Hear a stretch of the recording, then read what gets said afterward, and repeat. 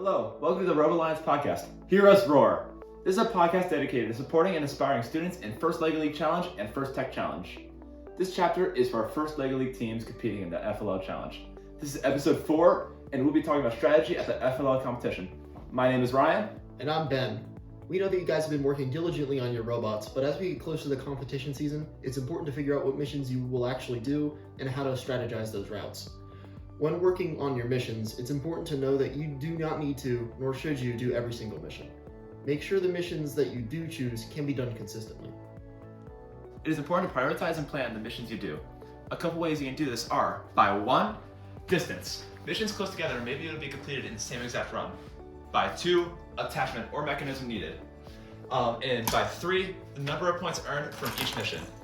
It is okay to drop missions that give you trouble, especially as the competition gets closer. Before your first match, make sure you utilize the practice table at the competition. Signing up for the practice table should be the first thing you do when you walk in after setting up your pit. Remember that you have 1 free precision token. That means that you can pick up the robot outside of home base one time and not lose any points. After that, remember that you will lose points for every interruption outside of home base. Also, don't be afraid to try a mission again. Missions don't need to be done consecutively. You can always come back later to complete the mission that you failed. Just make sure you keep calm. You only have 2 minutes and 30 seconds per match. Remember, only the best of your 3 games is taken, so don't let one mistake define your performance. At each home base, you may have up to 2 students, so you should have a program to go between the bases. Be sure that everyone at the table knows what their roles are. You also want to make sure that each program returns to one of the 2 home bases, so that you can change programs without losing precision tokens. Remember to demonstrate first gracious professionalism. Judges are everywhere, in the pits, at the match table, and in the hallways. At the match table, don't yell at your teammates or be a bad sport to the other team.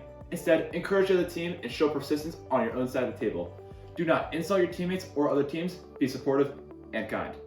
Another note, even if you don't have a fully working robot, still show up to your match and try something. Judges love to see that at least you tried. At the end of the day, points do matter, but not as much as having fun. Stay graciously professional, be yourself, and have fun with your super awesome strategies that you've been working so hard on. That's all for today's episode. Today we covered ways to strategize at the table, rules of the robot game, behavior at the robot table, and how to keep a positive attitude even if there's a mistake on your run. Remember to always show core values, practice, and have fun!